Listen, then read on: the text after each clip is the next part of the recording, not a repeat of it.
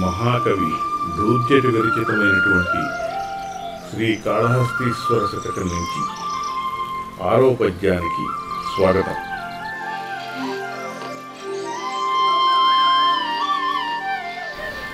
స్వామి ద్రోహము చేసి వేరొకరిన్ కొల్వంబోతినో కాక నేనీ మాటల్ విననొలకుండితినో నిన్నే దిక్కుగా చూడను ఏమీ ఇట్టి వృధాపరాధినగు నన్ను ఈ దుఃఖవారాసి వీచీ మధ్యంబున ముంచియుంపదగునా శ్రీకాళహస్తీశ్వర.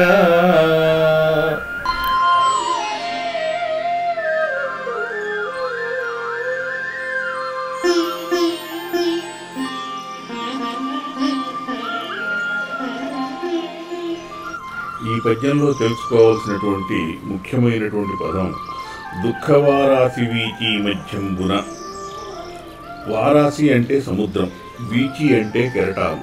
అంటే దుఃఖవారాసి వీచి మధ్యంబున అంటే దుఃఖం అనేటటువంటి సముద్రం యొక్క కెరటాల మధ్యలో నన్ను ఉంచవచ్చునా.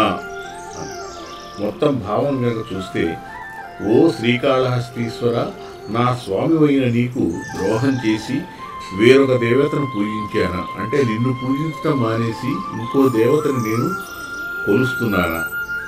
పోనీ ఎప్పుడైనా నేను నీ మాటను వినకుండా ఉన్నానా? నిన్నే దిక్కుగా చూడలేదా? అంటే నువ్వు తప్పితే ఇంకెవరూ కాదు, అన్నిటికీ నువ్వే అని నేను వేరే స్మరణ ఏమైనా చేశానా? ఏ నేరము చేయని నన్ను దుఃఖ సముద్ర తరంగాల్లో ముంచి ఉంచవచ్చునా? నన్ను వెంటనే రక్షింపు అని అర్థం.